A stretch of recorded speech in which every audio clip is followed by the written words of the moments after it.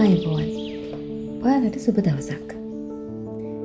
ඔබේ ජීවිතයට සංසුන් සාර්ථක සහ වටිනා පැයක ආරාධනාවක් කරන්නයි මේ බලාපොරොත්තු වෙන්නේ. අපි අද කතා කරන්නේ උදෑසන දවසක් හැදෙන්නේ කොහොමද කියන එක. බොහෝ විට අපිට දවසක් කොහොමද ගත වෙන්නේ කියන එක කියන්න පුළුවන් උදේ ආරම්භය බලලම. ඒ නිසාම අපේ මෝර්නිං රුටීන් එක බොහොම වැදගත්. උදෑසනක් කියන්නේ මොකක්ද? කලින් හිතලා බලන්න. ඔයා දවස් කිහිපයකට කලින් ළඟදී ඉඳලම සංසුන් උදෑසනක් ජීවිතේ අත්දුටුවද? කෝපි සුවඳ, එහෙම නැත්නම් ඇඟේ හැප්පෙන බ්‍රීස් එක, මේ වගේ දේවල් ඔයාට එක්ස්පීරියන්ස් කරන්න පුළුවන් වුණාද? මේ වගේ උදෑසනක් නම් දවස පුරාම හොඳටම යනවා කියලා හැඟීමක් අරගෙන එනවා. ඉතින් ඒ වගේ දවසක් හැදෙන්න ඕනම උදෑසනක් අපිට සැලසුම් කරගන්න පුළුවන්කමක් තියෙනවා. අපි කොහොමද මෝර්නිං රුටීන් එකක් හදාගන්නේ? මේක එච්චරම බරපතල කාරණයක් නෙවෙයි. නිතරම එකම ආකාරයෙන් සිදු කෙරෙන සුළු ක්‍රියාවලියක් තමයි මෝර්නිං රුටීන් කියලා කියන්නේ. උදාහරණයක් විදිහට අපි මෙහෙම ගමුකෝ.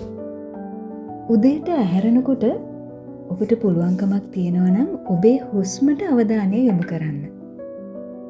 දෙවෙනි කාරණාව තමයි තප්පර 30ක් විතර සංසුන්ම ඉන්න එක.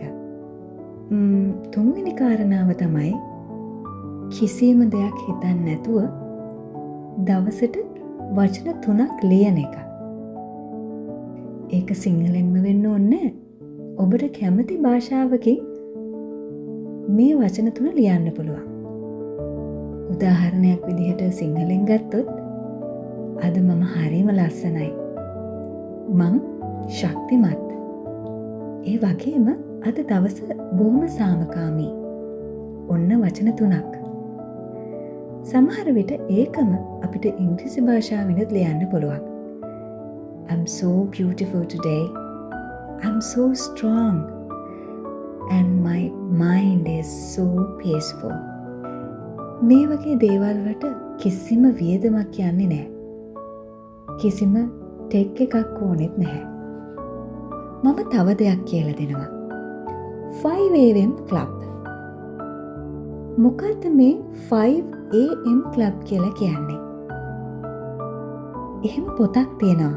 අහලා තියෙනවද? රොබින් ශර්මා කියන ලේඛකයා ඒ පොතේ කියනවා උදේ 5ට නැගිටීම ජීවිතේම වෙනස් කරන කාරණයක් කියලා.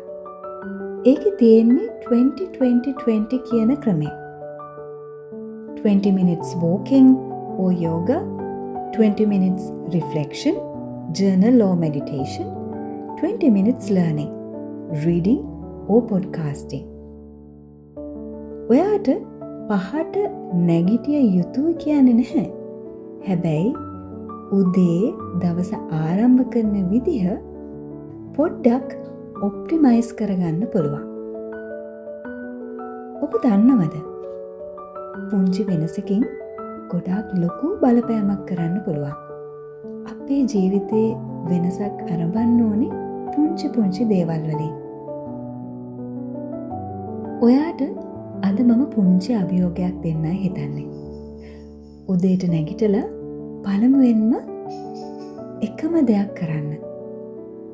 දවස පුරාවට ඒක අලුත් අත්දැකීමක් දෙනවද නැද්ද කියලා බලන්න. උදාහරණයක් විදිහට ඔයා සංසුන් හුස්මක් ගන්න. එහෙම නැත්නම් වතුර බොන්න.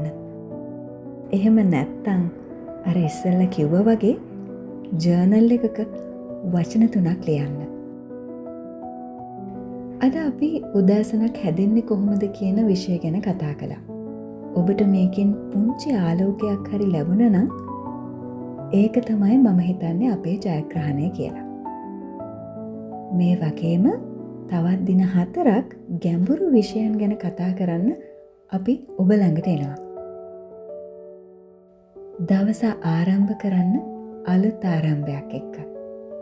ඔබට සුබ උදෑසනක් වේවා.